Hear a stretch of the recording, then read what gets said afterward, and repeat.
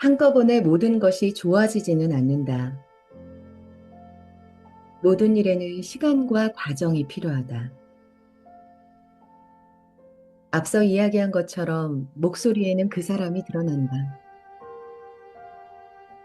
우리네 삶이 단순하지 않듯 자기 목소리를 찾는 것도 어떤 하나의 방법이나 요령만으로는 설명하기 어렵다. 사람마다 소리를 찾는 과정에서 깨닫고 느끼는 점이 다 다르다.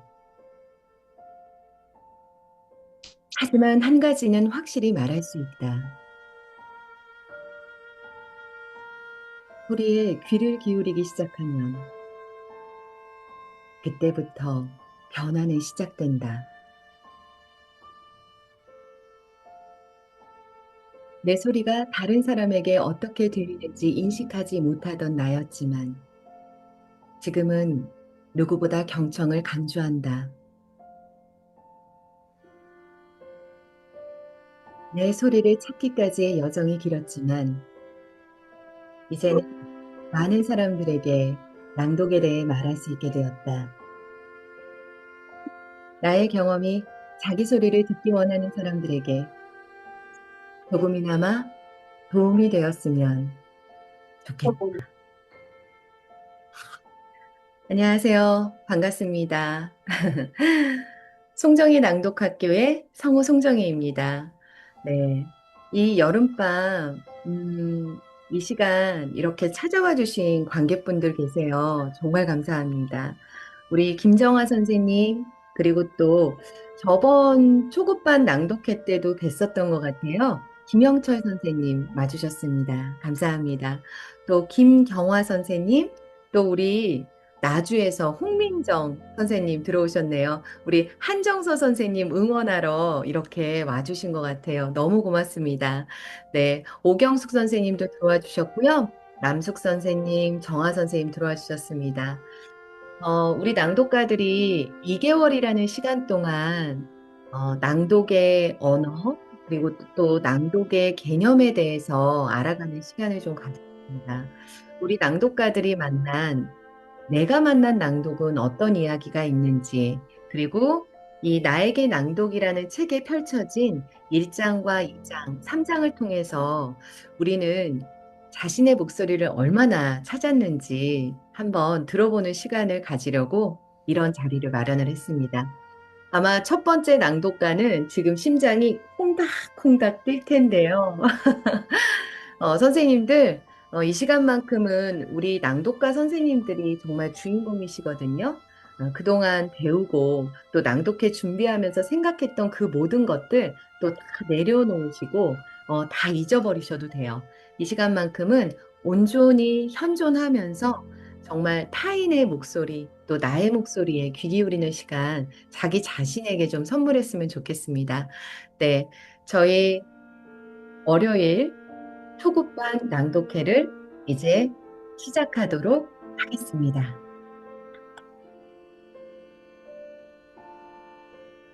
첫 번째 낭독가입니다. 이은영 선생님 나와주세요. 안녕하세요. 이은영이라고 합니다. 안녕하세요. 시작하겠습니다. 네. 이은영의 내가 만난 낭독. 성우님과 함께 낭독을 배우면서 얻은 것들이 많은데요. 말씀들 중에 가장 마음에 깊이 남는 게 있어요. 내 목소리는 내 영혼이 가장 좋아하는 소리다. 이 말씀이 정말 저에게 많은 힘이 됐고 위안이 되었어요. 왜냐하면 제 목소리나 말버릇, 말투, 이런 것들에 대해 스스로가 항상 부족하다 느끼고 창피한 적도 많았거든요. 그래서 이 말을 듣는 순간 너무 위로받는 느낌이었어요. 개인적으로 가장 마음이 도움이 되었던 건 사소한 것도 휘리릭 지나가지 않고 다 느껴보는 거였어요. 제가 평소에 어떤 것도 깊이 느끼지 않는 편이거든요. 그게 어떤 말이든 행동이든 심지어 제 감정까지도 충분히 느껴보는 것보다는 얼른 빨리 살짝 느껴보고서는 섣부르게 그 다음 상황을 대처하는 버릇이 있어요. 항상 제 시선은 지금이 아닌 미래에 향해 있는 게 대부분인데, 그런데 낭독을 하면 현재에 머무르게 돼요. 화자의 감정, 생각을 같이 따라가보고, 느껴보고, 또 시공간의 흐름들, 자연의 풍경들도 마음에 그려도 보고, 그러면서 좀 더 깊고 다양한 관점으로 느껴보는 시간을 많이 가졌던 것 같아요.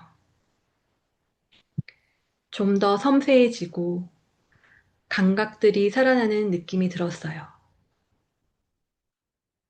그래서 저는 현존할 수 있는 이 시간이 굉장히 소중하고 뜻깊었습니다. 이제 저의 낭독을 시작하겠습니다.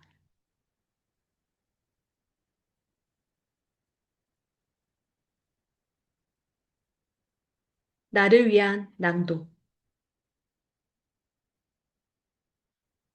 아빠가 돌아가신 지 8, 9년쯤 된 것 같다. 나는 아빠가 돌아가신 후로 죽음에 대해서 이런저런 생각을 많이 했다. 사실 아빠랑 그다지 사이가 좋았다고는 할 수 없다. 별로 살갑지도 않았고 같이 산 시간도 길지 않았다. 오히려 아빠를 미워했던 시간이 많았다. 그런데 언젠가부터 드문드문 아빠 생각이 떠올랐다. 함께 차를 타고 가며 봤던 흐드러지게 핀 벚꽃들. 바람이 불 때면 아빠가 행하던 몸짓들. 아빠가 좋아했던 미니 족발. 벚꽃을 볼 때마다, 노점상을 볼 때마다, 그리고 바람 소리가 들릴 때마다 아빠가 떠올랐다. 하루는 혼자서 박연준 작가가 쓴 소란이란 글을 낭독하고 있었다. 거기에 이런 구절이 있다.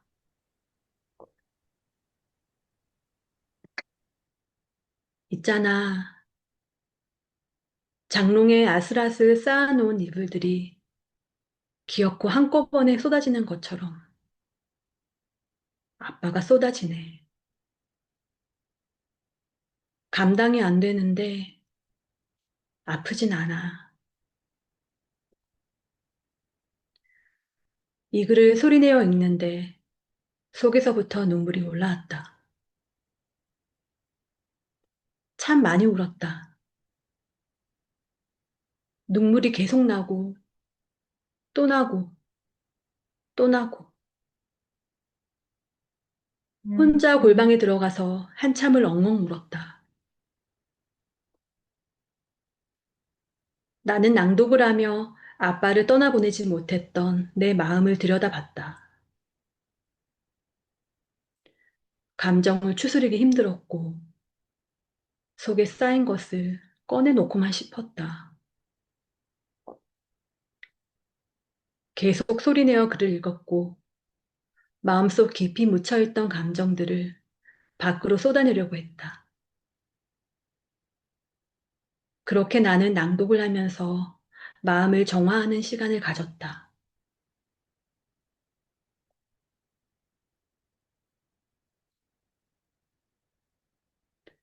읽으면 감정이 동하고 이건 내 이야기라고 느껴지는 글이 있다. 어떤 때는 글의 내용은 전혀 슬프지 않은데 낭독을 하면서 알 수 없는 울음이 솟구치기도 한다. 내 마음에 묻어두고 꺼내보려 하지 않았던 감정과 생각들이 내 소리에 흔들려 들쳐졌기 때문일 수도 있다. 낭독을 하면서 실컷 울고 나면 마음이 씻긴 것 같이 맑아진 느낌을 받는다.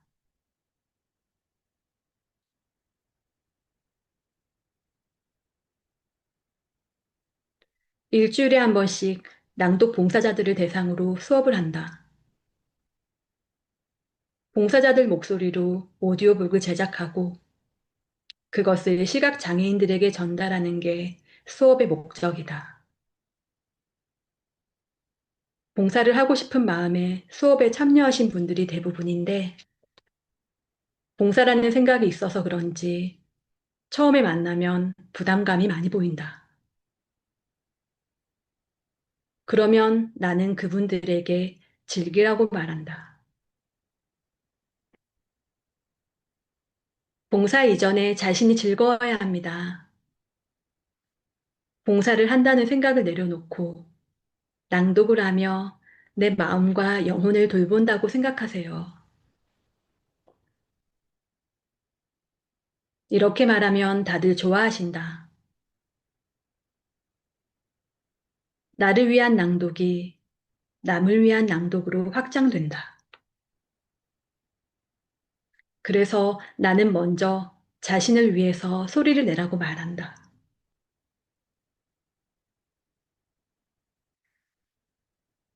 나 역시 나를 위한 낭독 시간을 많이 가졌다.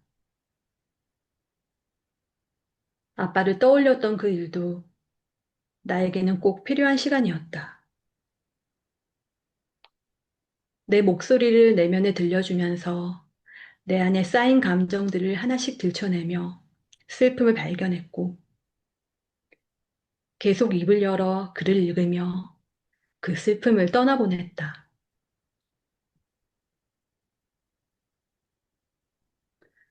나를 위한 낭독이 무거운 것만은 아니다. 오히려 기쁘고 즐거울 때가 더 많다. 무거우면 무거운 대로, 즐거우면 즐거운 대로 자기 마음을 들여다보면 된다. 내 마음에 어떤 감정이 느껴지는지, 무슨 소리를 하고 싶은지 들여다보는 것만으로도 충분히 좋은 시간이 될 것이다.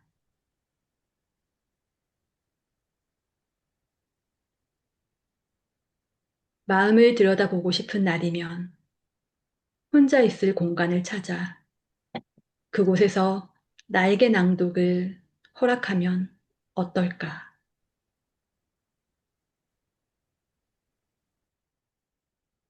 저의 낭독은 여기까지입니다. 다음 낭독가는 김초롱 선생님이십니다. 안녕하세요. 김초롱입니다. 시작하겠습니다. 김초롱의 내가 만난 낭독. 낭독 수업을 시작하며 나는 제일 잘하는 게 예쁘게 말하는 것이고 아이들에게 그림책을 읽어주는 것이니 당연히 잘하겠지라고 생각하며 수업을 듣기 시작했다. 하지만 낭독 수업은 쉽지 않았다. 바른 자세와 복식 호흡이 기초가 되어야 하고 구강 구조에서 소리가 나오는 곳, 발성, 목을 사용하는 방법 등 그동안 관심 있게 보지 않던 것들을 배우고 연습해야 했다. 그리고 나도 모르게 고착되어 있던 소리내어 책을 읽을 때 나오는 안 좋은 습관, 잘못된 발음을 마주하는 순간도 있었다. 어찌나 부끄럽던지. 2주 정도는 부끄러움을 갖고 수업을 들었다. 수업 시간이 마치 시험 시간처럼 느껴지기도 했었다. 하지만 배우러 온 것이라고 생각하고 부족한 부분을 연습하고 잘못된 습관들을 고치려고 노력하며 초급 과정을 마무리하게 되었다. 낭독은 단순히 소리내어 글을 읽는 것을 넘어서서 나에 대해서 되돌아보는 시간이었다. 일상생활에서 내가 말하는 소리, 소리내는 나의 습관, 다른 사람의 소리를 듣는 태도 등에 변화가 생겼다.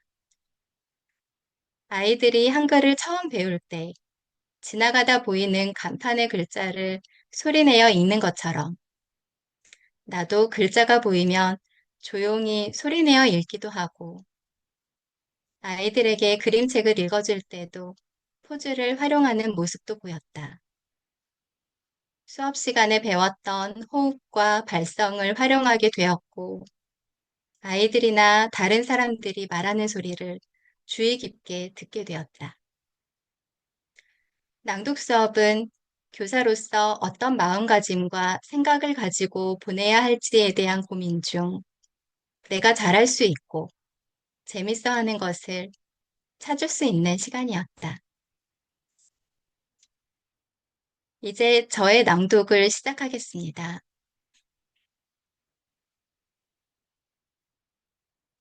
삶이 묻어나는 소리. 저는 성우로서 자질이 없다고 여겼어요. 정식으로 무슨 교육을 받은 것도 아니고 연극을 하다가 성우 세계에 발을 들여놓았는데 모르는 것도 너무 많고 기본이 안 돼 있었어요.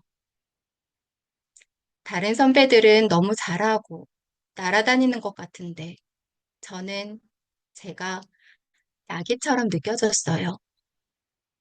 받침도 안 돼서 뭉개서 소리를 내고 목소리도 탁하고 거칠었어요.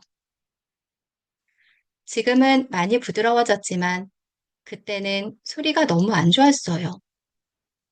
굉장히 허스키하기도 했고요. 그래서 한 선배에게 고민을 털어놓았어요. 다른 선배들을 보면 목소리도 발음도 너무 좋은데 나는 그렇지 못하니 성우로서 자질이 없는 것 같고 그래서 그만둬야 할 것 같다고요. 그때 그 선배가 이렇게 말했어요. 정이야, 너 그런 휘황찬란한 선배들이 네가 가진 열정과 신선함으로 목소리를 낼 수 있을 것 같니? 그들은 못해. 오히려 그 사람들은 너의 감성이 부러울 거다. 그러니 그냥 밀고 나가. 저는 그때 조금 깨달았어요. 어떻게 목소리를 내야 하는지요. 남과 비교하지 않고 내 목소리를 꺼내면 된다는 걸 알았어요. 사람마다 얼굴이 다 다르듯 목소리도 개성이 다 다르잖아요. 자신감을 가지고 내가 가진 소리를 최대한 살리면서 나만의 목소리를 찾아야겠다고 생각했어요. 연극 배우에서 성우로 성장한 나 송정희의 고백이다. 나는 서혜정 선배와 함께 전국을 돌아다니면서 낭독 강의를 했다. 강의 현장에서 많은 분들을 만났고 그분들의 목소리를 들었다. 이미 소리 내는 법을 알고 발성도 좋아 큰 소리로 낭독하는 분이 계신가 하면 발성이 약해 조용조용한 목소리로 낭독하는 분도 계셨다. 또박또박한 발음으로 글을 읽는 분이 계신가 하면 발음이 안 좋아 띄엄띄엄 읽는 분도 계셨다. 그분들의 낭독을 들으며 이런 생각을 했다. 꼭 목소리가 좋다고 해서 좋게 들리는 것도 아니고 나쁘다고 해서 안 좋게 들리는 것도 아니구나. 정말 그렇다. 어떤 분은 아주 작은 목소리로 더듬더듬하며 겨우겨우 한 문단을 이끌어 가신다. 그분이 낭독할 때면 같은 자리에 있는 모두가 그분에게 집중하고 마음을 졸이며 듣는다. 그런데 그렇게 조마조마한 마음으로 듣는 낭독도 다 듣고 나면 그분만의 느낌이 전해져서 참 좋았다고들 말한다. 목소리에 낭독하는 사람이 꾸밈없이 드러나면 소리를 듣는 맛이 있다. 그가 지나온 삶, 그만의 개성과 정서가 담긴 소리는 듣는 이를 집중시킨다. 그러니 낭독을 할 땐 목소리에 인위적인 꾸밈을 걷어내고 솔직하게 자신을 드러내는 게 좋다. 목소리 자체에 집중하기보단 자기가 가진 감성을 소리에 실으면 된다.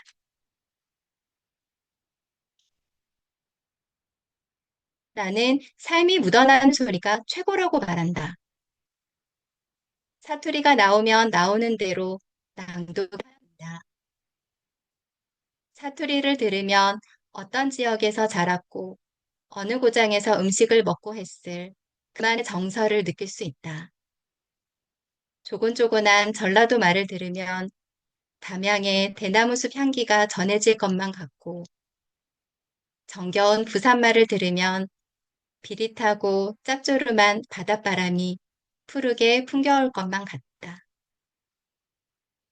소슬한 밤, 저 멀리 반짝이는 등대 불빛, 사락사락 눈이 내리는 산골짜기 풍경, 가슴을 시원하게 열어주는 탁 트인 바다. 그 고장에서 자라지 않았으면 보거나 느낄 수 없는 이러한 정경들이 사람의 내면에 스며 있다가 말을 할 때 자연스럽게 흘러나온다. 우리는 그의 말을 들으며 삶의 정취를 느낄 수 있다.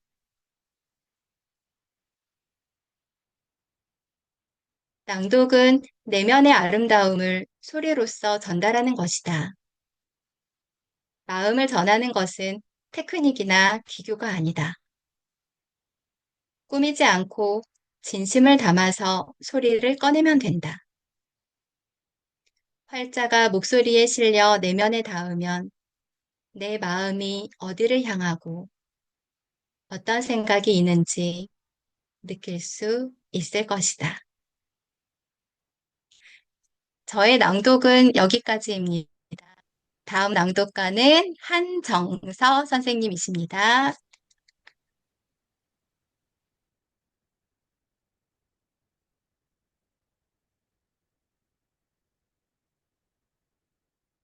시작하면 되나요? 한정서의 내가 만난 낭독. 안녕하세요. 저는 빛고울 광주에서 온 한정서입니다. 아는 분의 소개로 처음 송정이 낭독학교 초급반에 입문했을 때 큰 목표나 욕심을 갖고 시작했던 것은 아닙니다. 다만 한번 시작했으면 한 과정 한 과정을 끝까지 가보기는 하자. 그러다 보면 뭔가 잡히는 것이 있겠지라고 생각했습니다. 지금처럼 우리 작가님을 비롯해서 낭독가님들과 함께이면 뭔가 서서히 완성되어 가지 않을까요? 아직 처음과 사뭇 달라졌구나 하는 느낌은 모릅니다. 그래도 목표는 정했습니다. 낭독을 하면서 나와 글이 하나가 될 때 평안함을 느끼고 내 목소리를 통해 작가님의 작품 속 글들이 생생하게 살아 움직이면 듣는 이들도 울고 웃을 수 있는 그런 날을 상상해 보며 오늘도 작은 소망을 안고 도전해 보는 중입니다. 이제부터 저의 낭독을 시작하겠습니다. 귀 기울여 본다. 나는 항상 경청을 강조한다. 소리내는 것 이상으로 듣는 일이 중요하다는 사실을 경험으로 배웠다. 잘 듣지 못하면 낭독도 더 깊이 나아가지 못한다. 낭독은 듣는 대상에서부터 출발한다. 우리가 목소리를 꺼내는 이유는 누군가 듣는 대상이 있기 때문이다. 타인에게 말을 하면 상대방이 듣고 혼자 말을 하면 내가 그 소리를 듣는다. 어떻게 소리가 들리는지 알고 깨닫는 만큼 다채롭고 깊이 있는 소리를 낼 수 있다. 내가 처음부터 경청에 관심을 가진 것은 아니다. 돌이켜보면 성우일을 하면서 여러 시기를 거쳤다. 마음에 뜨거운 것이 많았던 시기에는 나를 드러내는데 힘을 쏟았다. 연극을 하는 것처럼 온몸을 움직이며 소리를 냈고 나를 표현하는 걸 주저하지 않았다. 덕분에 시원하게 소리를 내 지를 수 있었지만 때로는 주변 사람들 당황하게도 만들었다. 하루는 녹음실 문을 박차고 나오며 대사를 외쳤는데 주변 사람들 모두 땡그랗게 눈을 뜨고 나를 쳐다봤다. 지금 생각하면 웃기기도 하고 부끄럽기도 한데 그런 나를 황당하게 여기는 분도 계셨고 귀엽게 봐주시는 분도 계셨다.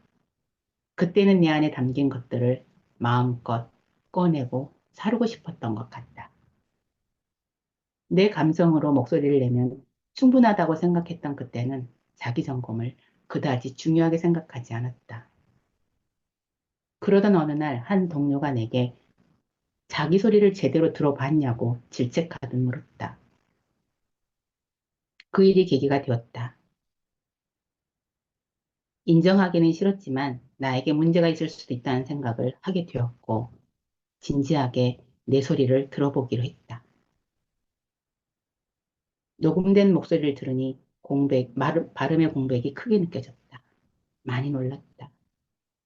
나를 표현하고 드러내는 것에 집중하느라 자기 소리를 점검하지 못한 자신이 부끄러웠다. 열정도 좋지만 내게 부족한 부분을 보완해야겠다는 생각을 했다. 그때부터 경청에 관심을 가졌다. 계속해서 듣는 것에 집중했다. 내 목소리를 녹음해서 들어보고 주변 사람들의 말에도 귀를 기울였다. 전문적으로 성우 공부를 하지 않았기에 남들보다 모르는 것이 많을 수도 있겠다는 생각을 했고, 그래서 더 의식적으로 소리를 듣고 연구했다.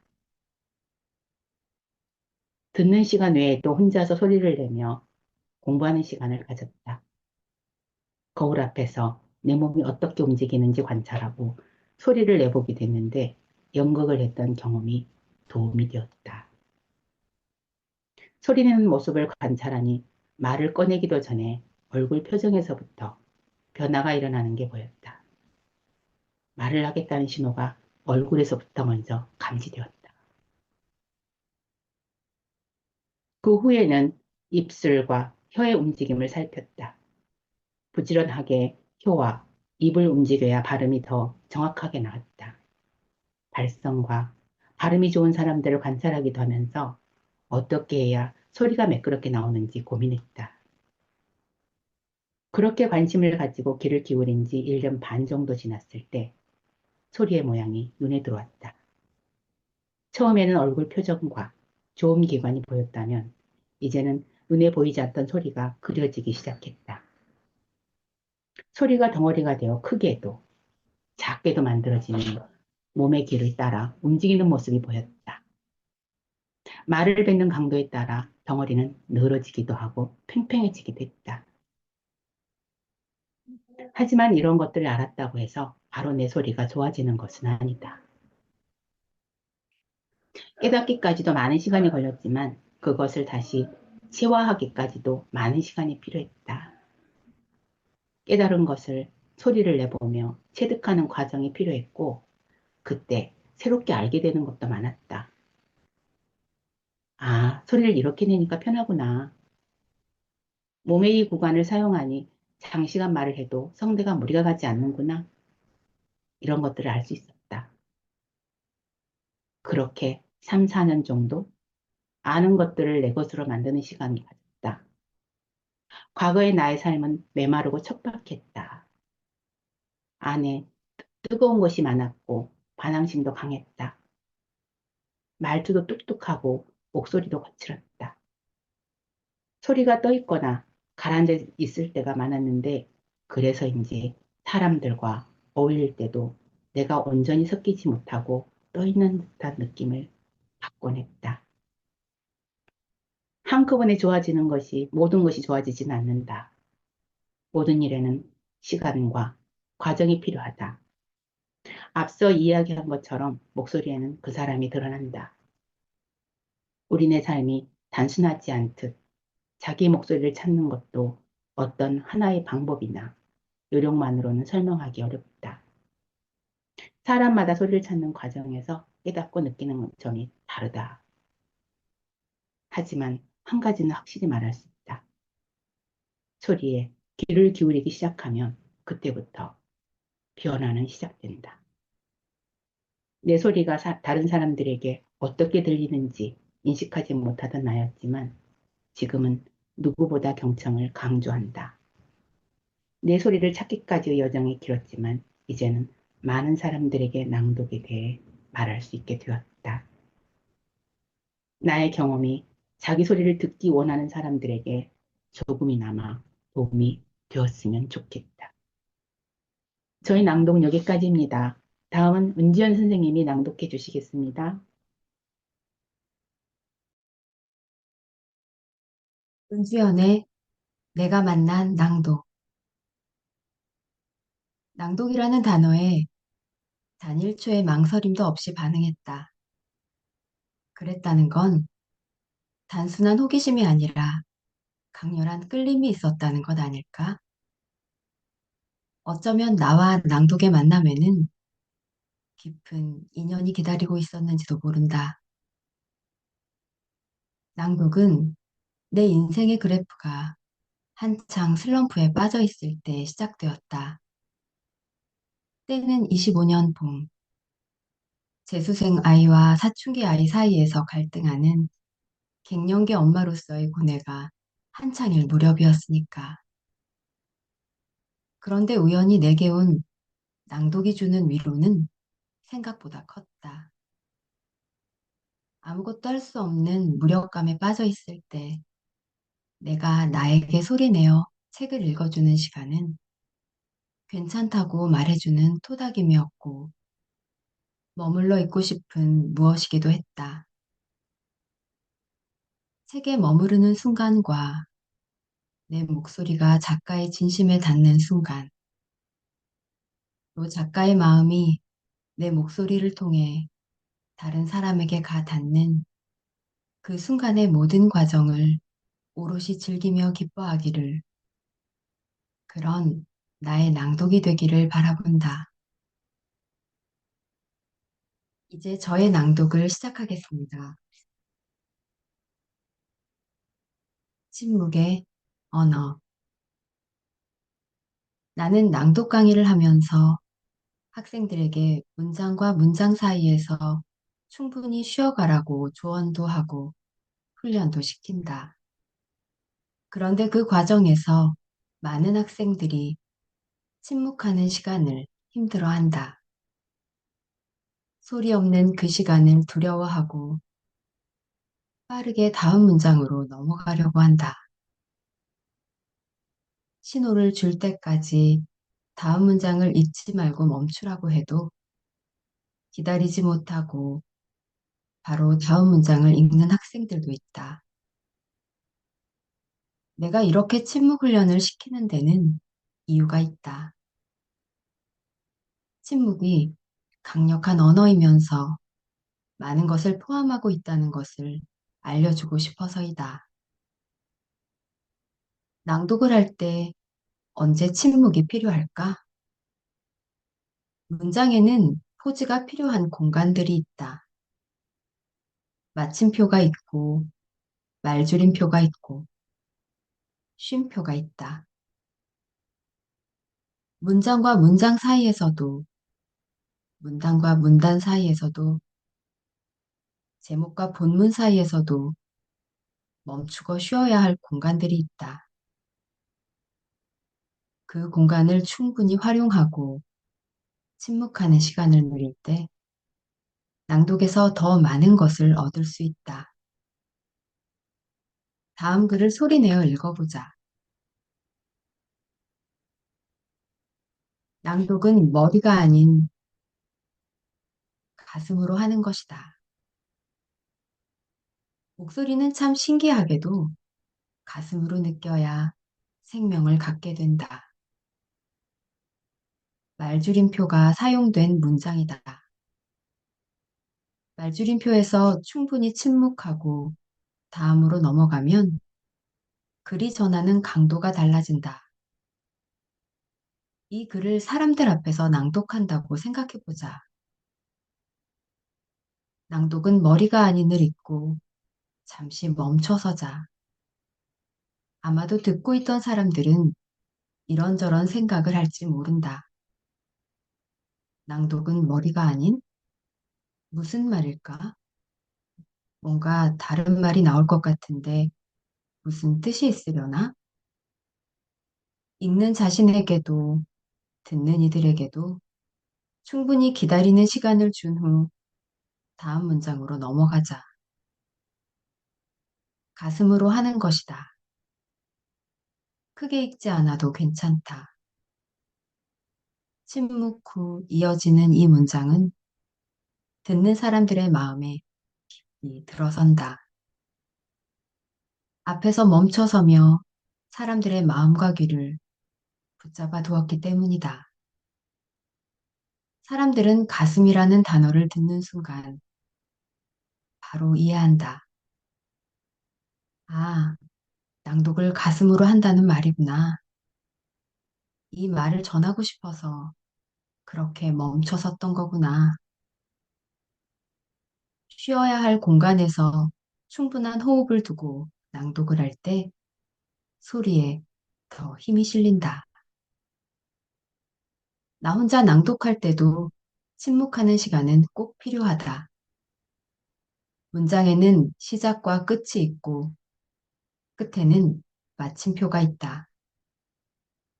한 문장을 낭독하고 다음 문장으로 넘어가는 순간에는 반드시 멈춰서는 시간이 찾아온다. 그 시간은 여러 의미를 갖는다. 그 문장을 끝까지 읽었다고 침묵으로 말하는 순간이기도 하고, 다음 문장으로 넘어가기 위해 준비하는 시간이기도 하다. 읽은 문장을 충분히 음미하는 시간이 되기도 한다. 그래서 느껴지는 여운이 길다면 오랫동안 멈춰 있자. 성급하게 다음 문장으로 넘어가지 않아도 괜찮다. 마침표에서 멈춰서며 문장 읽기를 온전히 끝냈다면 이제 다음으로 넘어갈 준비를 하자. 이건 역시 침묵하는 동안 이루어진다. 묵독으로 다음 문장을 빠르게 훑으면서 내용을 이해하고 입을 뗄 준비를 하는 시간이다. 침묵하며 다음 문장을 받아들이고 받아들인 그 문장을 소리내어 읽어나가면 된다. 문장과 문장 사이에서 잠잠히 여운을 느끼고 다음 내용을 받아들이는 시간은 낭독을 더 깊이 있게 만들어준다. 침묵을 충분히 느끼고 활용하며 낭독을 해보자. 한 문장을 온전히 소화했다는 책임감을 고요 속에서 느껴보자. 겉으로 보면 아무것도 안 하는 시간으로 비칠 수 있지만 멈춰 서는 동안 한 문장이 온전히 마무리되고 다음 문장이 움직일 준비를 한다. 침묵은 낭독의 호흡을 이끌어가는 강력한 언어다. 저의 낭독은 여기까지입니다. 다음은 모혜란 선생님께서 낭독해 주시겠습니다. 안녕하십니까. 막내 동생 섬도전기 응원하러 온 모에란이라고 합니다. 모에란의 내가 만난 낭독. 나는 불과 4, 5년 전만 해도 책을 즐겨 읽지 않았다. 그러다가 그림책을 알게 되었다. 직장과 가정을 오가면서 많은 어려움은 다양한 그림책을 보면서 뜻밖의 위로를 받았다. 책과 접하는 날이 많아지고 동호회가 생겼다. 함께 읽으니 더 알게 되는 부분도 있고 이야기를 하면서 삶의 어려운 부분도 풀었던 것 같다. 독서를 할 때 소리를 내어 읽기 시작했다. 그때는 그냥 읽어야 하는 내용에 집중하느라 나의 소리를 듣지 못했다. 그냥 동화 구연하는 사람을 흉내내는 것이 다였다. 나만의 특징이 없었다. 동호회에서 어떤 분이 그림책을 읽어주는데 너무 맛깔나게 읽어주는 것이다. 그분을 통해 낭독이라는 것도 배울 수 있다는 것을 알게 되었다. 소개해준 오픈 카톡방에 들어가면서 처음 낭독을 접하게 되었다. 성우님이 코칭을 해주시는데 너무 떨려서 아무것도 들리지 않았다. 첫 만남은 만인의 집이었는데 목소리를 통해 그림과 활자들이 내 마음에 쏙 들어와 버렸다. 가슴이 뛰었다. 그래서 초급반을 바로 신청했다. 늘 시간이 부족한 나는 책도 오디오북으로 들으니 참 좋았던 기억이 있었다. 꿈은 학생들과 멋진 낭독극이나 성경 말씀의 낭독 봉사도 하고 싶었다. 하지만 어디 세상에 쉬운 것이 있겠는가? 첫 녹음을 하고는 내 목소리에 너무 실망했다. 기계를 통해서 들으니 나의 목소리가 너무 낯설었다. 왜 이리 허스키하고 투박한지, 또 감정이 문맥에 맞지 않는 붕 뜬 느낌이다. 낭독을 잘하려면 문해력이 있어야 한다. 이미지를 그려라. 복독을 많이 해라 하시는데 하루가 뭐가 그리 바쁜지 자주 연습할 틈이 없어 겨우 한번 들어보고 녹음하는 것이 다였다. 그래도 선생님의 가르침을 자주 들으면서 흥분된 마음이 차분해지고 원고의 내용을 곱씹으며 나의 감정을 조금은 입힐 수 있고 발음 연습을 많이 할수록 자연스럽게 들린다는 것을 알게 되었다. 정호승님은 누구나 바닷가 하나씩은 자기만의 바닷가가 있는 게 좋다고 하셨다. 낭독은 나만의 바닷가다. 낭독을 하면서 내 마음의 소리를 낼 수도 있고 들을 수도 있고 마음껏 놀 수도 있고 그저 바라만 봐도 좋으니 말이다. 또한 낭독을 하면서 다른 사람의 목소리에 귀를 기울이고 듣게 되었다. 나에게 낭독책은 늘 나와 함께 있을 듯하다. 이제 저희 낭독을 시작하겠습니다. 강아지 똥. 도리네 흰둥이가 똥을 넣었어요. 골목길 담밑 구석 쪽이에요. 흰둥이는 조그만 강아지니까 강아지 똥이에요. 날아가던 참사 한 마리가 보더니 강아지 똥 곁에 내려앉아 콕콕 쪼면서 똥! 똥! 아 이거 더러워! 에이, 하면서 날아가 버렸어요. 뭐야? 내가 똥이라고? 어렵다고? 강아지 똥은 화도 나고 서러워서 눈물이 나왔어요.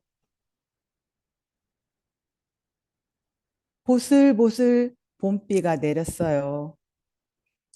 강아지 똥 앞에 파란 민들레 싹이 돋아났어요. 너는 뭐니? 강아지 똥이 물었어요. 난 예쁜 꽃을 피우는 민들레야. 얼마만큼 예쁘니? 하늘의 별만큼 고우니? 그래, 방실방실 빛나. 어떻게 그렇게 예쁜 꽃을 피우니? 그건 하느님이 비를 내려주시고 따뜻한 햇볕을 쬐어주시기 때문이야. 음, 그래, 그렇구나. 강아지 똥은 민들레가 부러워 한숨이 나왔어요. 그런데 한 가지 꼭 필요한 게 있어. 민들레가 말하면서 강아지 똥을 봤어요. 내가 거름이 돼줘야 한단다. 내가 거름이 되다니? 네 몸뚱이를 고스란히 녹여 내 몸속으로 들어와야 해. 그래야만 별처럼 고운 꽃이 핀단다. 어머나, 그러니? 정말 그러니? 강아지 똥은 얼마나 기뻤던지 민들레 싹을 힘껏 껴안아 버렸어요. 비는 사흘 동안 내렸어요. 강아지 똥은 온몸이 비에 맞아 자디 잘게 부서졌어요. 부서진 채 땅속으로 스며들어가 민들레 뿌리로 모여들었어요. 줄기를 타고 올라가 꽃봉오리를 맺었어요. 봄이 한창인 어느 날 민들레 싹은 한 송이 아름다운 꽃을 피웠어요. 향긋한 꽃 냄새가 바람을 타고 퍼져 나갔어요. 방긋방긋 웃는 꽃송이엔 귀여운 강아지똥에 눈물겨운 사랑이 가득 어려 있었어요. 권정생 강아지똥 중에서 저의 낭독은 여기까지입니다. 다음은 이미애 선생님께서 낭독해 주시겠습니다. 안녕하세요. 반갑습니다. 이미애입니다. 이미애의 내가 만난 낭독. 평소 나는 실수하면 어쩌지? 실패할까 봐 겁이 나. 이런 걱정과 두려움에 사로잡혀 어떤 것에 도전하는 것을 시도조차 하지 못했다. 그러던 어느 날 차차샘과 송정희 성우님의 무료 낭독 특강을 듣게 되었다. 문득 나도 낭독을 배우면 잘할 수 있지 않을까?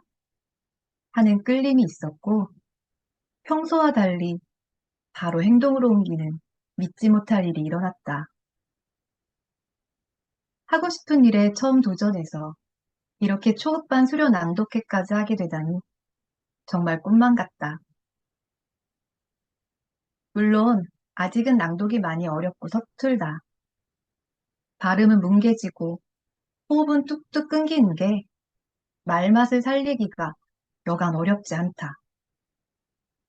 하지만 낭독을 배우며 성장하는 나를 지켜보는 기쁨이 더 크다.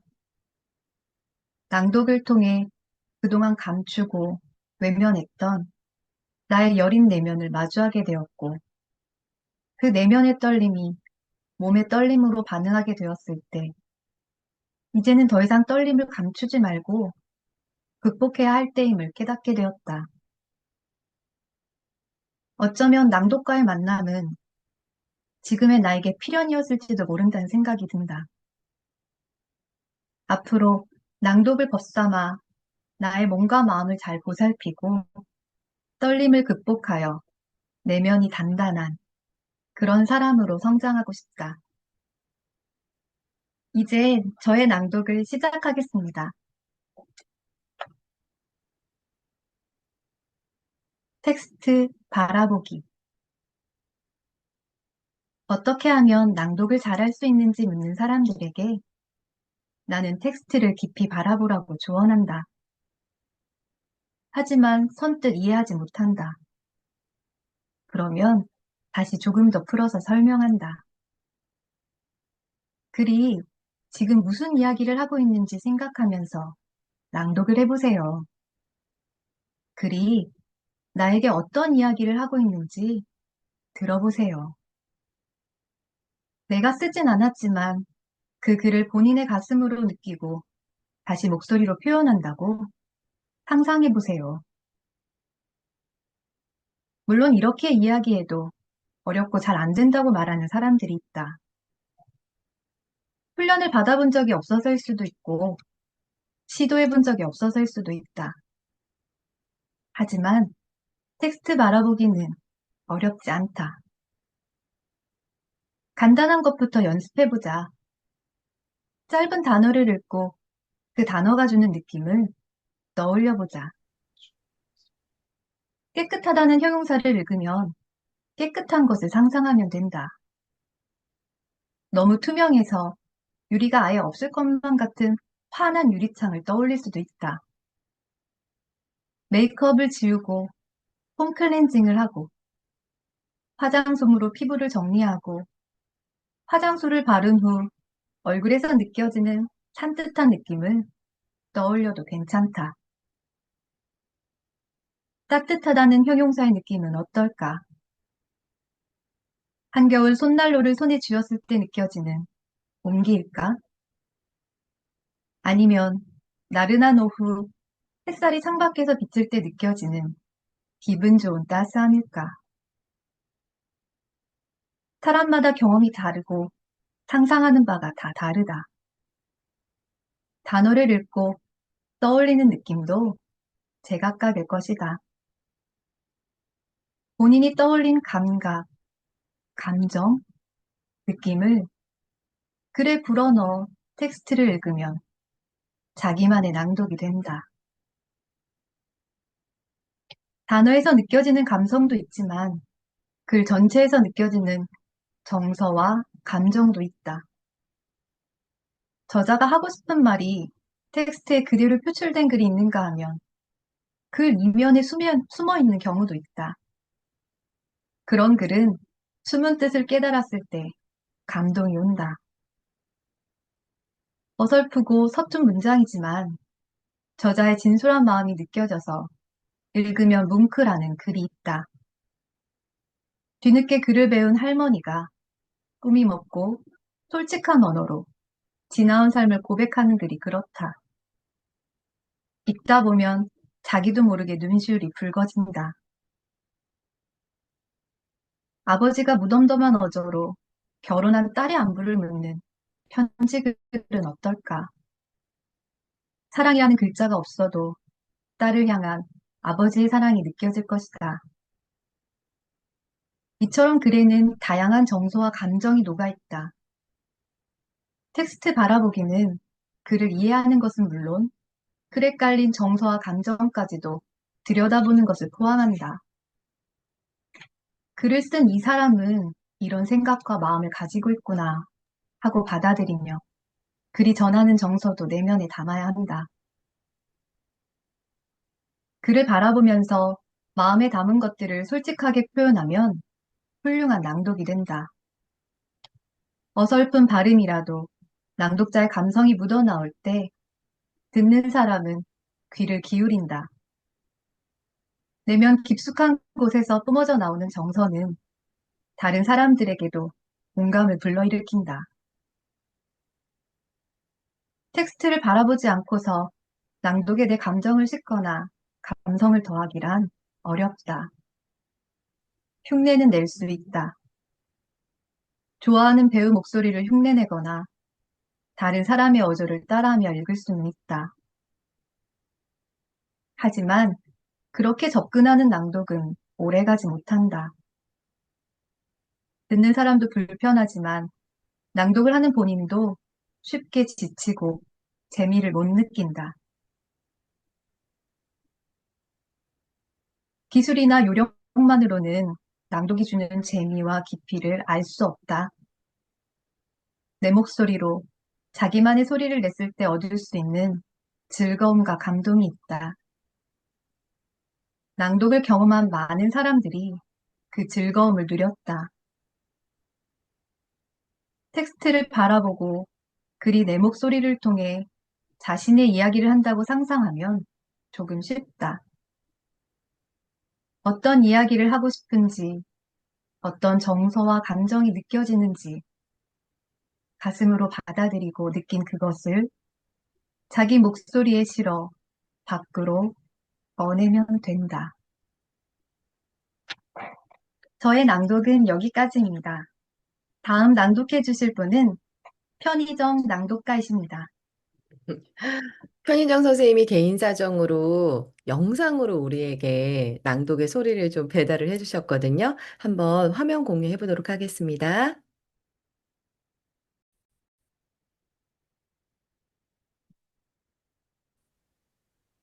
공유됐을까요? 편의정에 내가 만난 낭독. 낭독은 예전부터 하고 싶었다. 우연히 낭독을 배울 수 있는 길이 생겼고 너무 기분이 좋았다. 그런데 첫 시간에 호흡이 중요하다는 걸 알면서 현재 내가 하고 있는 명상과 요가도 척추를 바로 세우고 호흡하는 것이 공통점인 것을 알아차리자 그동안 낭독을 하고 싶었는데 이제야 나에게 이런 기회를 준 건 지금이 더 의미가 있다는 것에 감사하다. 사실 지난 몇 년간 마음이 많이 힘들고 괴로웠는데 그것을 벗어나고자 많이도 애썼다. 신기하게도 마음이 힘들지 않을 땐 관심은 있었는데 바빠서 또는 어디서 배우는지 몰라서 못했던 행위들이 내 마음을 돌보고 챙기고자 하니 나를 돕듯이 눈앞에 길을 보여주고 나를 이끌어준 것 같다. 낭독은 오래전부터 하고 싶었던 것이어서 이것은 전혀 다른 분야라고 생각했는데 낭독에서도 척추 사이사이가 호흡길이라고 한 것이 너무 놀라웠다. 낭독마저 나의 마음 챙김이구나. 생각해보니 몇 년 전에 허리 디스크가 와서 꼼짝도 할 수 없는 상황에 나에게도 이런 상황이 오는구나. 남일이라고 생각했던 일들이 나에게도 일어날 수 있다는 경험이 당혹스럽고 충격적이었다. 그러고 나서 나는 계속 내 뜻대로 되는 일이 없어 괴로웠다. 좁아졌던 내 척추 사이사이를 호흡이 통하게 다시 공간을 만들고 있다고 생각하니 그것은 내 마음을 단단하게 세우는 것 같다. 나에게 낭독은 지난 시절 하고 싶어도 못하게 미뤄서 내 마음의 전환점을 위해 이제야 나타나서 경험하게 하는 나를 위해 아껴둔 마음의 약인 것 같다. 이제 저의 낭독을 시작하겠습니다. 오만과 편견. 그들이 개울쪽으로 잔디밭을 가로질러 건널 때 엘리자베스는 다시 한번 집을 보려고 돌아섰다.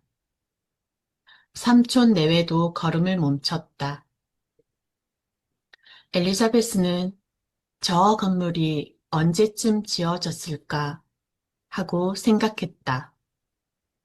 바로 그 순간 다하시가 마구간이 연결된 집 뒤편에서 갑자기 튀어나왔다. 둘 사이의 거리는 20m도 못 되었고 다하시가 너무나 갑작스레 나타난 바람에 엘리자베스는 그를 피할 수 없었다. 곧 두 사람의 눈이 마주쳤고 서로의 뺨이 붉게 물들었다. 다하시도 몹시 놀랐는지 한동안 움직일 줄 몰랐다. 하지만 이내 평정을 되찾고 그들에게 다가와 완벽하지는 않지만 정중한 태도로 엘리자베스에게 말을 걸었다. 엘리자베스는 처음엔 본능적으로 몸을 돌렸지만 다하시가 계속 다가왔기에 당황한 모습을 감추지 못한 상태에서 그의 인사를 받아야 했다. 삼촌 내외는 다하시가 엘리자베스에게 말을 하고 있는 동안 약간 떨어져서 서 있었다. 놀란 엘리자베스는 그와 눈도 제대로 마주치지 못했다. 가족의 안부를 묻는 그의 질문에 본인이 무슨 대답을 하고 있는지도 몰랐다. 갑자기 변한 다하시의 태도가 그녀는 당황스러웠다. 그가 계속 말을 꺼낼 때마다 그 당황스러움은 더욱 커져만 갔다. 그녀는 평생을 살면서 지금 이 순간처럼 당혹스럽고 불안한 감정을 느낀 적은 없다고 생각했다. 자신이 이곳에 온 게 터무니없는 잘못처럼 여겨졌다. 다하시도 당황했는지 평소에 침착했던 말투가 아니었다. 그녀에게 롱보는 언제 출발하는지, 더비셔에는 얼마나 머무는지 따위의 질문만 되풀이하고 있었는데 무언가 서두르는 모습이 정신이 없는 것처럼 보였다. 나중에는 그도 더 이상 할 말이 떠오르지 않았는지 한동안 말없이 서 있다가 정신을 차리고는 급히 작별 인사를 하고 자리를 떠났다. 돌아오는 동안 다하시의 성품에 감탄한 삼촌 내외는 연신 그를 칭찬했지만 엘리자베스의 귀에는 들어오지 않았다. 그녀는 자기 감정에 빠져서 묵묵히 걷기만 했다. 괴로움과 수치심이 그녀를 괴롭혔다. 내가 이곳에 오다니 세상에서 가장 멍청하고 바보 같은 짓이었어. 얼마나 그가 이상하게 생각할까? 그렇게나 자존심이 센 남자에게 이게 무슨 창피한 일이야. 아마도 내가 일부러 자기 앞에 나타났다고 생각하겠지? 아, 내가 왜 여기에 왔을까? 그 사람은 왜 또 예정보다 하루를 당겨서 왔을까? 엘리자베스는 몇 번이고 다하시와의 재회를 떠올리며 얼굴을 붉혔다. 달라진 그의 태도를 어떻게 받아들여야 할지 판단이 안 섰다. 그가 먼저 말을 건네는 것 자체가 놀라운 일이었다. 더구나 그렇게 정중한 태도로 가족의 안부까지 물어보다니. 엘리자베스는 그가 위험을 내려놓고 그렇게 예의 바르고 상냥한 태도로 말을 건네는 모습이 의아하고 놀라웠다. 한 번도 그런 모습을 보인 적이 없었다. 그가 로징스 정원에서 그녀에게 편지를 건네며 말을 하던 때와는 너무나 대조적인 모습이었다.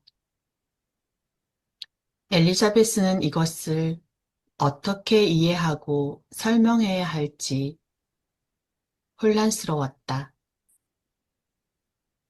제인 오스틴, 오만과 편견 중에서 저의 아이고. 낭독은 여기까지입니다. 다음 낭독은 김미리 선생님입니다.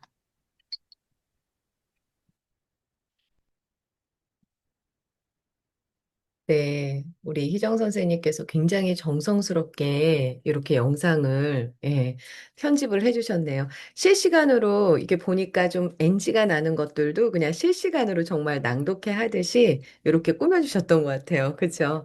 네, 우리 김미리 선생님 네, 네, 기다려주셨. 안녕하세요. 네, 안녕하세요. 우리 네, 김미리 선생님 낭독 이어서 들어보도록 하겠습니다. 자, 김미리의 내가 만난 낭독. 목소리로 활자를 읽는다는 의미가 낭독일까? 처음 낭독이라는 단어를 접했을 때 낯설고 어떤 형태인지 감이 잡히지 않았습니다. 특별한 책을 어떤 형식에 맞춰 읽는 것인지 아니면 시를 발표하는 것인지 의문점만 갖게 되었는데 초중고등학교 시절 국어책을 읽었던 기억이 오버랩되면서 이 또한 낭독이지 않을까 하는 생각에 인터넷 정보를 찾아봤던 기억이 나네요.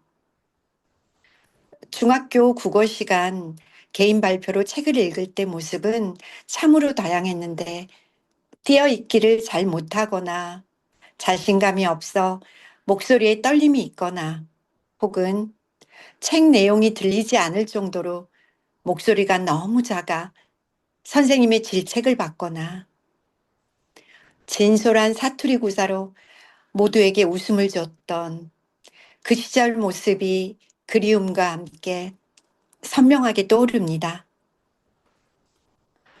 낭독 수업에 참여하면서 발음이 꼬이고 목소리가 지금처럼 떨리고 둔탁함의 여러 단점들을 인지하며 작년에 참여했던 1회차 낭독 수업을 기억해 보니 눈으로 책을 읽을 때와 소리를 내어 낭독할 때 그 몰입 정도의 차이점을 바로 이해할 수 있었고요. 그 경험으로 지금 초급 과정 수업에 참여하게 되면서 문장 내용이 더 깊게 와닿아 의미가 선명해지고 작가가 뜻하고자 하는 의도를 공감하며 아, 이 정도로 큰 차이였나? 하며 글귀에 감정이 실려 전달이 되고 상황에 따라 문장 속의 리듬 변주로 글이 살아나는 느낌을 체험하는 중입니다. 낭독 수업의 회차를 거듭할수록 한 문장을 살려내기 위하여 부합되어야 하는 상황, 조건 등에 자신감이 저하되어 즐거움으로 입문했던 모습과는 달리 두려움이 살짝 스며들고 있습니다. 아는 만큼 보인다 했던가, 단어의 정확한 발음, 글 속에 담긴 의미, 호흡, 변주, 리듬 변환, 발음, 포즈, 문장을 그림화해보기 등등 어느 하나 허투루 버릴 수가 없는데 마치 열매를 맺기 위해 씨앗들을 포기할 수 없는 간절함처럼 지식은 쌓이나 내 사고는 흐릿한 회색빛이고 이런 연유로 때론 벅찰 때도 있지만 낭독 수업에 참가하기 전에 나와 현재의 나는 문장을 대하는 태도와 시각이 현저히 달라졌다는 것을 느끼며 거짓 없는 배움의 과정을 재차 확인하고 찰나의 희열을 만끽해 보기도 합니다. 낭독의 학습이 깊어질수록 때론 이해의 무게가 버겁고 부담스러울 때도 있는 게 사실인데요. 이 또한 더 깊고 넓게 성장해가는 과정 속에서의 작고 사소한 고통이라 여기고 선생님을 통하여 획득한 귀한 지식과 타인의 낭독을 통해 나를 성찰하는 배움의 시간으로 확장시켜 나가야겠다고 생각해 봅니다. 이제 저의 낭독을 시작하겠습니다. 너무 떨립니다. 나를 사랑하는 시간. 자기 목소리를 있는 그대로 받아들이지 못하는 사람들을 많이 본다. 특히나 녹음된 음성을 들으면 부끄러움에 몸을 떨며 얼굴을 가리기도 하고 귀를 막고 으악 하며 소리를 지르기도 한다. 마치 다른 사람 목소리 같다고도 하고 내가 말을 이렇게 하고 산다고요?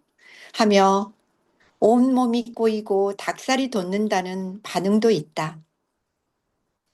목소리에 큰 자부심을 느끼는 사람이 아니고서야 대부분 그럴 것이다. 기계로 변환된 음질 탓에 실제 목소리와 조금 다르게 들릴 수는 있겠지만 무엇보다도 가장 큰 이유는 자기 목소리를 온전히 들어볼 기회가 없었기 때문이다. 나는 낭독을 자신과 만나는 시간이라 표현한다. 낭독을 하면 자연스럽게 자기 목소리에 귀를 기울이게 된다. 내가 나와 마주 앉아 이야기를 들어주는 시간이 길어지면 그동안 힘들었던 마음을 비로소 한번 바라보게 된다. 아문 줄로만 알았던 생채기가 드러나 눈물을 떨굴 때도 있다. 그래도 괜찮다.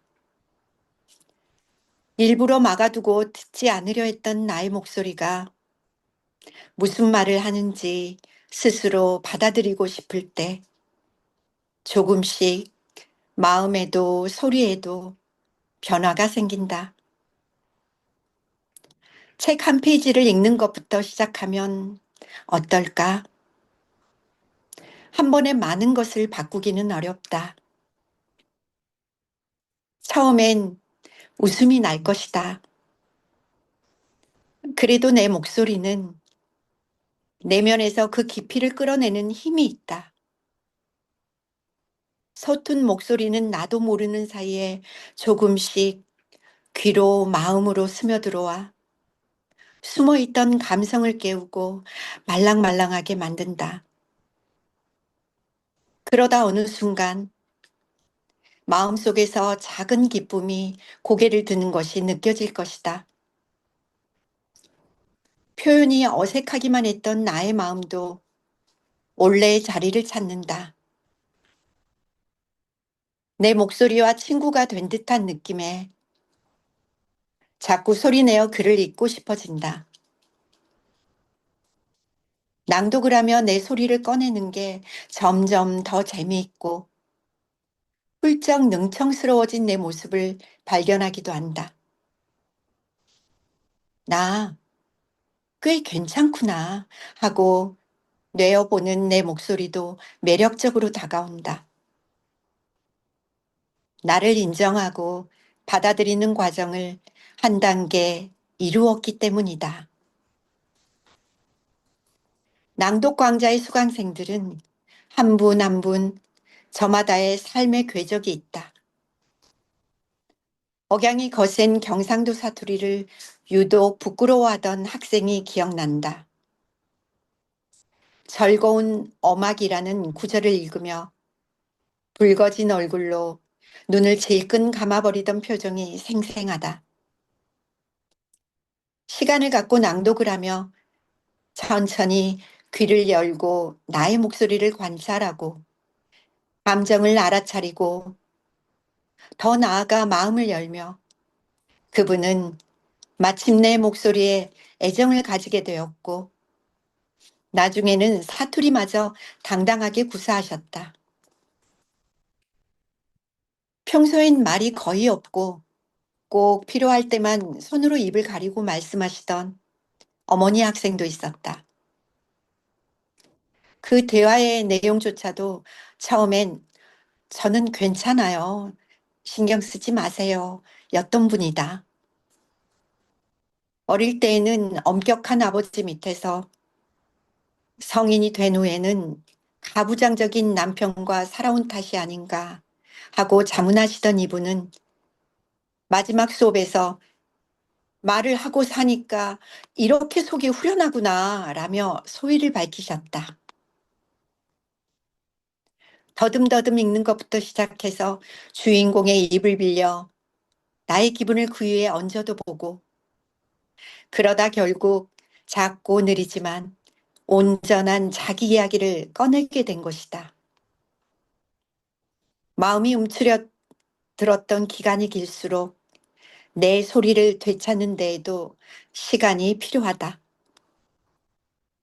그러나 나를 받아들이고자 한다면 걸고 지내던 마음의 빗장은 언제라도 반드시 열린다. 그 시작은 입을 열어 소리를 내는 것이다. 자기 목소리를 듣고 마음의 흔들림을 가만히 지켜보아 주자. 호흡이 가늘게 떨리고 있는지, 가슴 안에 새떼가 퍼덕이는 듯한지, 무엇을 두려워하고 있는지 소리에서 오는 감정을 그것 그대로 느껴보았으면 한다. 하루 중 낭독하는 시간만큼은 자기를 돌아보는 시간이라 생각하자.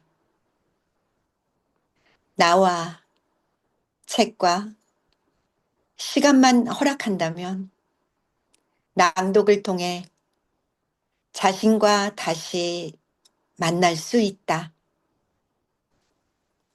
저의 낭독은 여기까지입니다. 다음 낭독가는 박용희 선생님이십니다.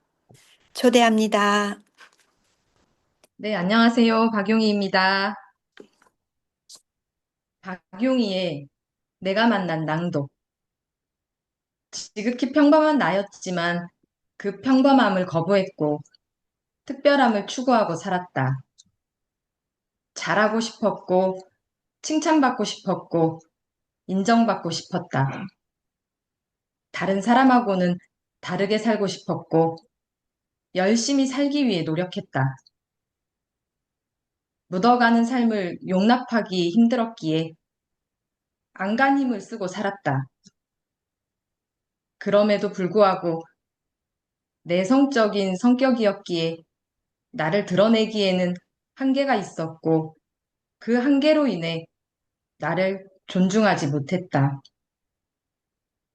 조금씩 그런 나를 받아들이고 있는 과정에서 낭독을 만났다. 세상에 하나뿐인 나만의 목소리로 글을 읽는 것이다. 나만의 목소리로 내가 나를 받아들이고 인정하기 위해 낭독을 시작했다. 이제 잘하고 못하고를 떠나 있는 그대로의 나를 나타내고 존중하고 사랑하고자 한다. 남에게 나의 특별함을 인정받고자 하는 것이 아니라 내가 나를 다독거리고 나의 영혼을 위로하고 나의 영혼과 소통하고자 한다.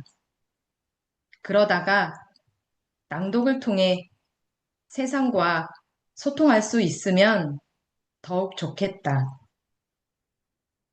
이제 저의 낭독을 시작하겠습니다.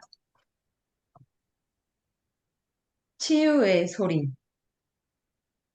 느지막한 오후, 볕이 좋아 창밖을 내다보고 있자니 명동성당이 눈에 들어온다. 문득 성당 지붕을 깨끗이 씻어주고 싶다는 생각을 했다. 하지만 이내 사람들의 마음을 닦아주는 곳이 성당인데 그곳의 지붕을 어쩌겠다는 자신이 우스워 피식 웃고 말았다. 어디 때가 끼는 곳이 지붕뿐일까? 우리 마음이야말로 닦지 않으면 때가 끼기 마련이다. 마음의 때를 벗지 못하면 기분도 답답해진다. 그래서 사람들이 성당에 가서 고해성사를 하고 교회에 가서 마음을 씻고 오나 보다. 나에게는 마음을 씻는 방법이 한 가지 더 있다. 바로 낭독이다. 마음이 어지럽고 불편할 때면 책을 꺼내서 소리내어 읽는데 그러다 보면 두서없던 마음도 가라앉고 기분도 점차 상쾌해진다.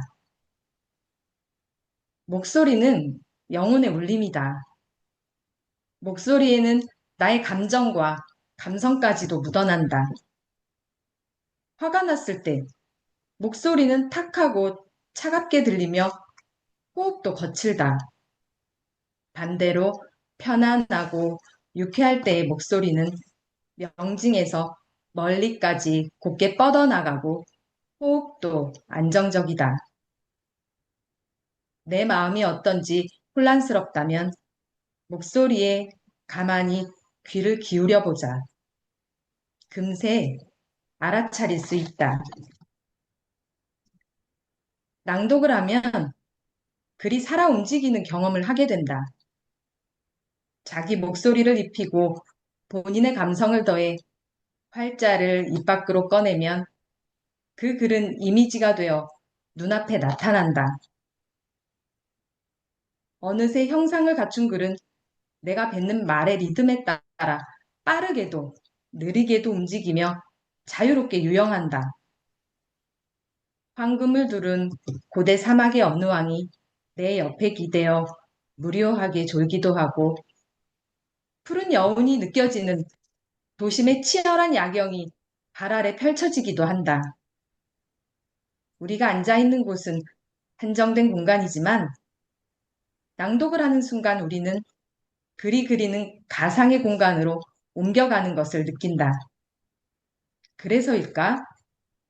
낭독을 경험했던 사람들은 하나같이 말한다.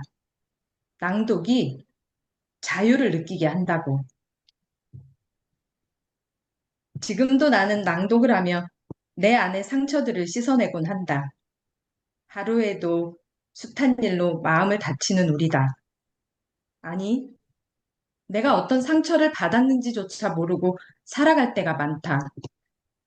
직장이나 학교에서 실수하기도 하고, 나에 대해 함부로 이야기하고 평가하는 사람들 때문에 억울해하고 잠 못 이루는 경우도 있다. 원치 않는 상황 때문에 숨죽여야 하고 내 의견을 내지 못하는 때도 있다. 어릴 때의 나처럼 주변이 너무 시끄럽고 두려워서 도피처가 필요한 사람도 있을 것이다. 모든 상처를 일일이 되짚어가며 치료하기가 어렵다면 그럴 땐 자기 목소리를 내어 낭독을 했으면 좋겠다.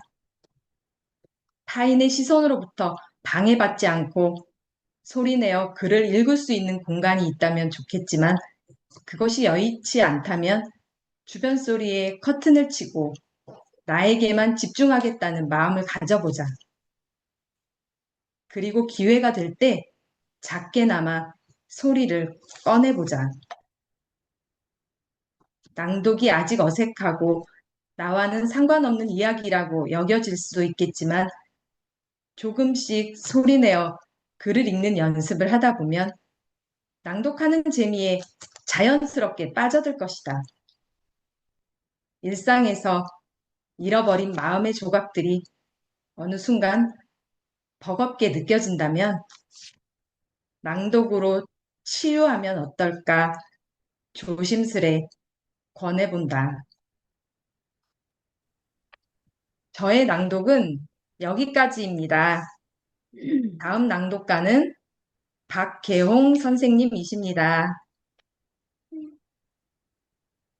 안녕하세요. 박계홍입니다. 내가 만난 낭독. 나에게 낭독이란 에너지의 통로이다. 글자를 집중해서 읽고 있으면 나는 없고 소리만 있다. 그 소리를 따라 천천히 흘러가면 편안하고 그래서 힘이 있는 다른 내가 보인다.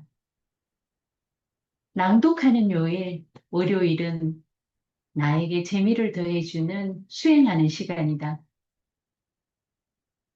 좀 더 나아져야 된다는 강박에 컨디션이 좋은 시간을 기다리며 미루다 마지막 시간, 월요일은 어쩔 수 없는 시간이 된다. 낭독할 준비를 하고 편안하게 앉아 녹음을 하고 들어보고 잘 못하고 있는 부분을 성우님의 코치대로 또 해보고 하는 시간. 힘이 없고 늘어지는 소리가 또박또박 강단이 있는 음질로 접근해가고 있음을 알아채니 참 내 소리가 반갑다. 낭독은 즐거운 놀이로 잘 해야 된다는 생각을 내려놓고 그저 읽고 듣고 내 마음과 목소리를 있는 그대로 바라보고 흐르는 대로 두면 된다는 나에게 낭독 구절이 가슴에 새겨진다. 이제 저의 낭독을 시작하겠습니다.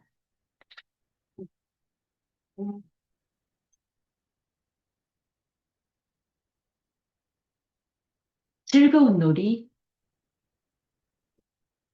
한 소녀가 촛불 아래에 앉아 소리내어 책을 읽고 있다.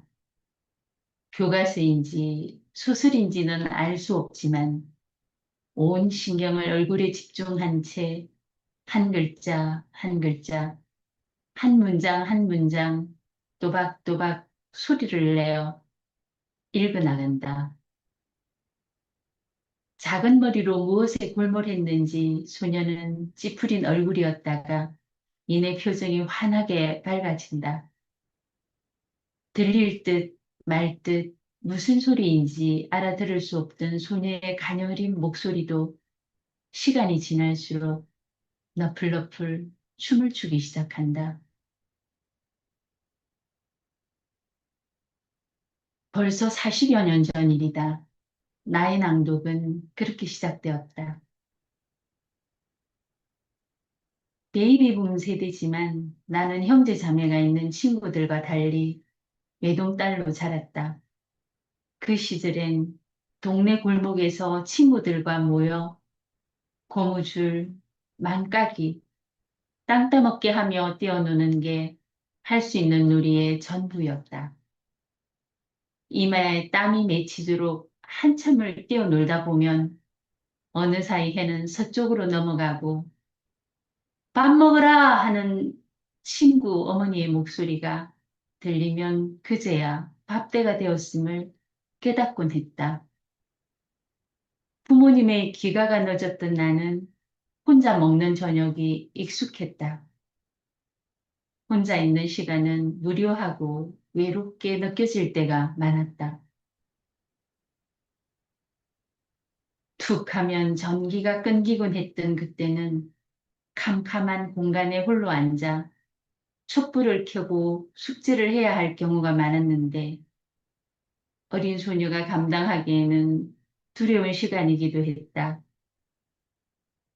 천둥번개라도 치는 날이면 어쩔 줄 몰라 하며 당황해하던 기억도 있다. 전기가 나가고 비바람까지 거세게 부는 어느 날이었다. 창문 틈으로 들리는 귀신 울음 같은 소리에 두려움을 넘어 공포심까지 느껴지던 그때 왜 그랬는지 지금도 알 수 없지만 숙제를 하든 나는 소리를 내어 책을 읽기 시작했다. 다음 중 맞는 답을 고르시오. 1번. 창밖의 소리가 무서워 스스로를 위로하고 싶어서였을까? 쏟아지는 빗소리에 대꾸라도 하듯 빗소리가 커지면 내 목소리도 커지고 빗소리가 잦아들면 내 목소리도 작아졌다. 그렇게 소리로 방 안을 채워나갔다. 불안에 떨고 있던 마음을 지키고 싶었나 보다.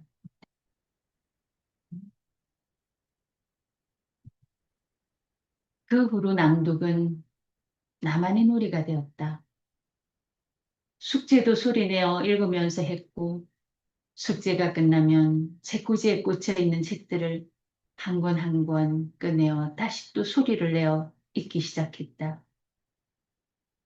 혼자 저녁을 먹고 나면 자연스럽게 책을 읽었다. 그게 참 재미있었다. 낭독을 시작하니 더 이상 혼자 있는 시간이 외롭게 느껴지지 않았다.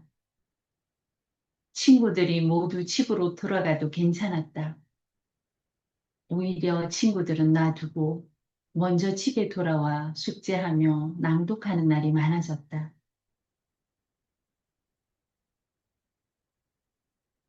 원래 나는 소심한 아이였다. 누군가 말을 걸어줘야만 겨우 대답을 하고 시야를 하고 싶어도 표현을 못해 한겨울 교실에 앉아 실례를 하고는 얼것 같은 엉덩이를 후들거리는 다리를 지탱하며 간신히 집으로 돌아오곤 했다.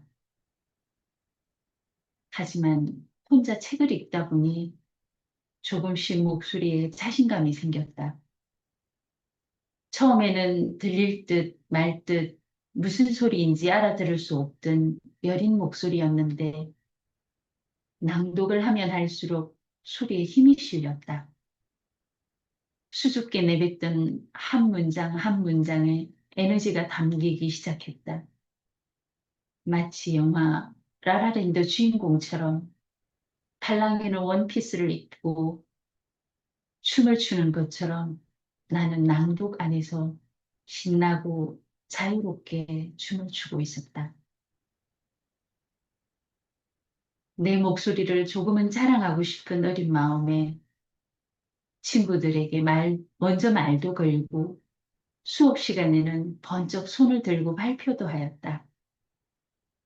돌아가며 책을 읽는 시간이면 내 목소리에 취한 선생님은 다음 학생의 순서를 놓치실 때가 많았고 친구들도 내 목소리를 더 듣고 싶어 했다. 에이, 그냥 혜정이가 읽으라고 해요. 그 반응들이 신기하고 뿌듯했다.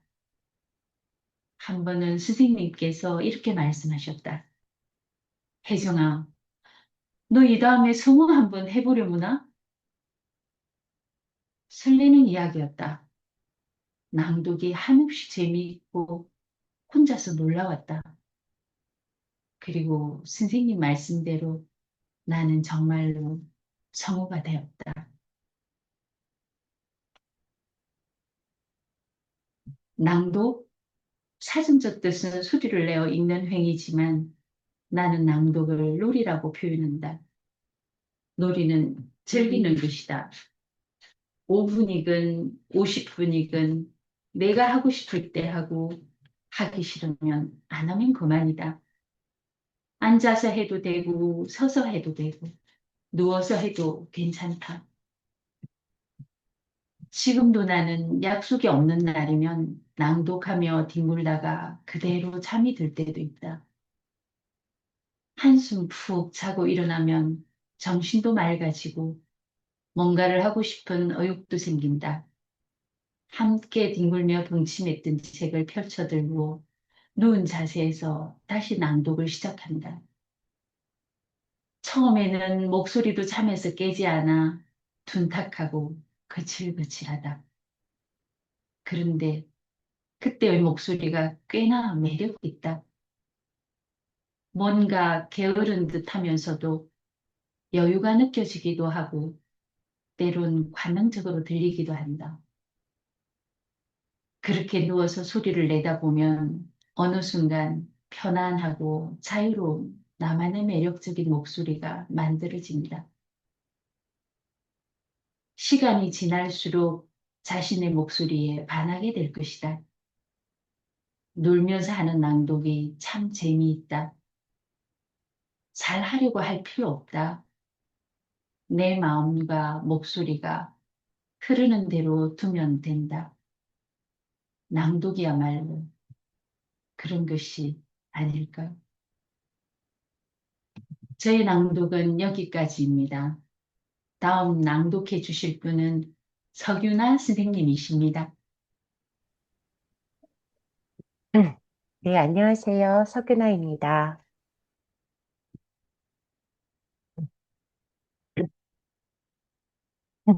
죄송합니다.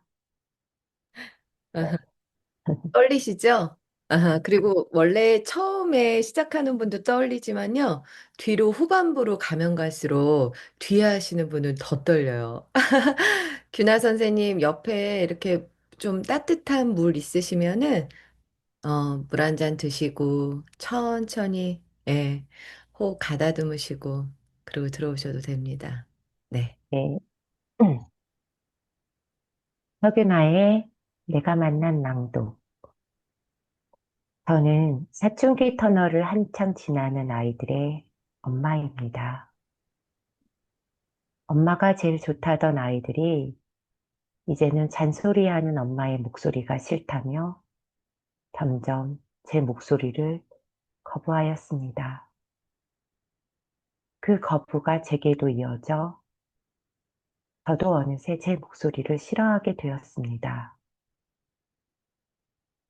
더군다나 몇 번의 성대 결절로 인해 변한 거친 톤은 제 목소리를 더 싫어하게 만들었습니다. 그런 시간 중에 만난 낭독은 자신의 목소리를 있는 그대로 받아들이게 하는 과정이었습니다. 첫 낭독 시간, 성우님은 제 목소리에서 저의 인생을 읽어주셨습니다. 선생님은 가진 에너지보다 더 애쓰며 살았던 것 같아요. 호흡과 목소리에는 인생이 나타나거든요. 선생님은 물러서기, 멈추기, 다음 문장 천천히 보고 생각하기를 의식적으로 하셔야 해요. 천천히 호흡하면서 나아가세요. 세상의 호흡, 일등의 호흡을 빼앗기지 말고 나의 호흡을 찾으셔야 돼요. 낭독하실 때 멈추고 호흡하고 준비되면 나아가는 것을 많이 연습하세요.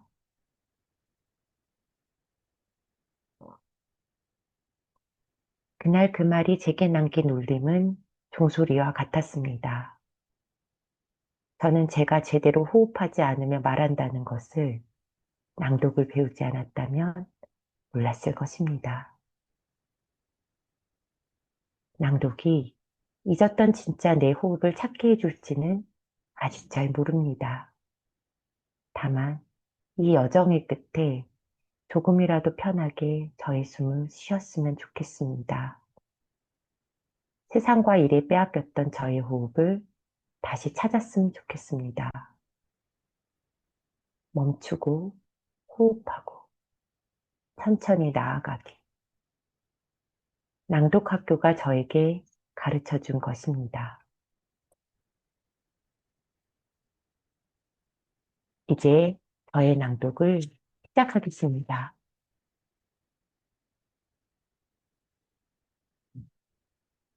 나는 고양이로소이다.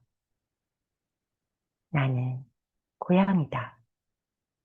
이름은 아직 없다. 어디서 태어났는지 전혀 짐작이 가지 않는다. 다만 어두침침하고 눅눅한 곳에서 야옹, 야옹 울고 있었던 것만은 기억한다. 여기서 나는 처음으로 인간이라는 것을 보았다. 나중에 들었는데 그것은 서생이라는 인간 중에서도 가장 명확한 족속이었다고 한다. 이 서생이라는 족속은 이따금 우리 고양이들을 잡아 삶아 먹는다는 이야기도 들린다. 그러나 그때는 아무것도 몰라서 그다지 무섭다는 생각이 들지 않았다. 단지 서생의 손에 얹혀 쓱 들어 올려졌을 때 무언가 둥실둥실 떠있는 느낌이 들었을 뿐이다. 손바닥 위에서 마음을 가라앉히고 서생을 쳐다보았는데 그때가 아마 인간의 얼굴을 처음 본 것일 게다. 참 묘하게 생긴 족속이구나 했던 기억이 지금도 남아있다. 우선 털로 덮여 있어야 할 얼굴이 반질반질한 게 마치 주전자 같았다. 나중에 다른 고양이들도 많이 만났지만 이런 등신 같은 족속은 한 번도 본 적이 없다. 게다가 얼굴 가운데가 너무 튀어나와 있었다. 그리고 그 구멍 안에서 뿍뿍 연기를 내뿜고 있었는데 코가 매워서 견딜 수가 없었다. 그것이 인간들이 피우는 담배였다는 사실은 최근에서야 겨우 알았다. 선생이 손바닥 위에서 잠시 기분 좋게 앉아있나 싶었는데 벼랑간 엄청난 속도로 움직이기 시작했다. 서생이 움직이는 건지 내가 움직이는 건지 모르겠지만 눈이 핑핑 돌고 속이 울렁거렸다. 도저히 살 수 없겠구나 생각한 순간 털썩 소리가 나면서 눈에서 불꽃이 튀었다. 불꽃이 튀었다. 거기까지는 생각났지만 그 후에는 무슨 일이 있었는지 아무리 생각해내려 해도 떠오르지 않았다. 문득 정신을 차리고 보니 허생은 보이지 않는다. 그 많던 형제 자매들도 한 마리도 곁에 없다. 뚱한 어머니마저 모습을 감췄다. 게다가 이곳은 곁에 있던 곳과는 달리 굉장히 밝다. 눈을 뜨고 있기 힘들 정도다. 어라, 뭔가 이상한데 생각하며 슬금 기어나가려고 하자 온몸이 욱신욱신 쑤셨다.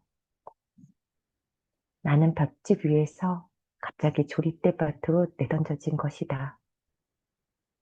어렵게 조리대밭에서 기어나오자 멀리 큰 연못이 보였다. 나는 연못 앞에 앉아 이제 어떻게 해야 하나 생각해 봤다. 특별하게 뾰족한 수가 떠오르지 않았다. 잠시 시간이 지나자 여기서 울어두면 서생이 데리러 오지 않을까 하는 생각이 들었다. 야, 야. 처음 삼아 울어보았지만 아무도 오지 않는다. 곧 연못 위로 바람이 살랑살랑 불면서 해가 기울기 시작했다. 배가 너무 고팠다. 울고 싶어도 소리가 나오지 않는다. 어쩔 수 없다. 뭐라도 좋으니 먹을 것이 있는 곳까지 움직이자. 이렇게 결심하고 힘든 몸을 이끌고 연못 왼편으로 돌기 시작했다. 너무 괴롭다. 고통을 꾹 참고 계속 기어가자 간신히 인간 냄새가 나는 집이 보였다. 여기에 들어가면 어떻게든 되겠지 싶어 나는 대나무 울타리 사이로 난 구멍을 통해 집의 뜰 안으로 숨어들었다. 나침의 소새끼, 나는 고양이로 소이다 중에서 여기까지 저의 낭독을 마치겠습니다. 네. 우리 서균아 선생님만의 나는 고양이로 소이다를 들려주셨어요. 그렇죠? 예. 같은 텍스트를 가더라도 낭독가마다 가져가는 결이 참 다르다는 생각이 들고요. 오늘 첫 번째 이은영 선생님부터 마지막 낭독가 서균아 선생님까지 이렇게 초급반 수료 낭독회를 어, 해봤는데요. 우리 한 분 한 분의 목소리가 정말로 자신의 내면을 잘 들여다보시고 또 내가 만난 낭독으로 본문 낭독까지 너무 이렇게 완성도 높게 잘 해주신 것 같습니다. 감사합니다. 녹화는 여기까지 할게요.